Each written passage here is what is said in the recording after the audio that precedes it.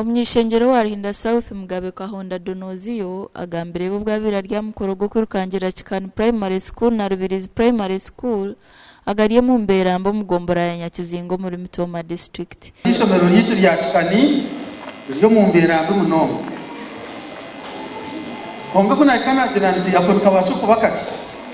Hangi nyo ya Rubirizi abo kwenda kubalansi nk'amadini ndisomero ryitu rya Rubirizi naryo Onero Kahonda ugawa bwetura umwe mukoko ari mwabanje kubakufubire rwabo kuba ukashaba mabandi tigeja bishamaze toraga kuratirire abo bakirujeho aronde kindi rwekwaso icyo bakirujeho bizakora kirugongorora ndakoragana nawe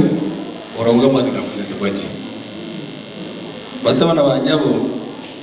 nyo cyanje anyine kumenga joa ukora ngo badikaikaha kano kusima honarebo abujiro kuma murunji abariko bembera amashemera gagara kubi basimira omnyishengero kubakwatiraho n'amabati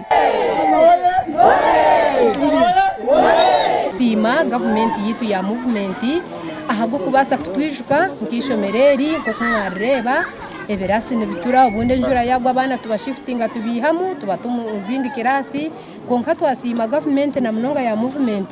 ahago kubasa kutwera ekatwereza amabati bishatu abernana nashemererwa mnonga umugeri izoba